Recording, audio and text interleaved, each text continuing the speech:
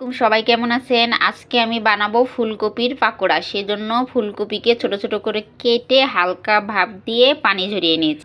এবার আমি পাকোড়ার জন্য চালের গুঁড়া এবং অল্প একটু বেসন নিয়েছি। এটাতে হলুদ গুঁড়া দিব, ধইনা গুঁড়া দিব, জিরা গুঁড়া দিব, একটু মরিচ গুঁড়া দিব এবং আদা রসুন বাটা দিব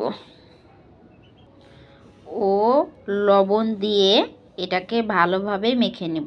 আমার গোলাটা বানানো কমপ্লিট। গোলাটা এমন হবে, বেশি ভারীও না আবার পাতলাও না।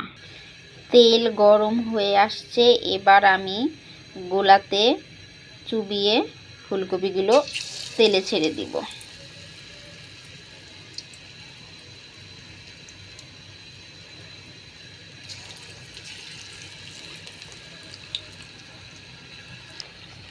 পাকোড়াগুলো ভাজছি, দেখছেন কি সুন্দর ফুলে ফুলে উঠছে। এই যে কমপ্লিট আমার ফুলকপির পাকোড়া।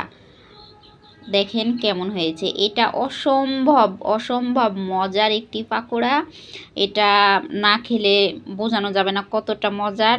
আপনারা বাসায় এইভাবে ফুলকপির পাকোড়া বানিয়ে খাবেন এবং কমেন্ট করে জানাবেন কেমন হয়েছে।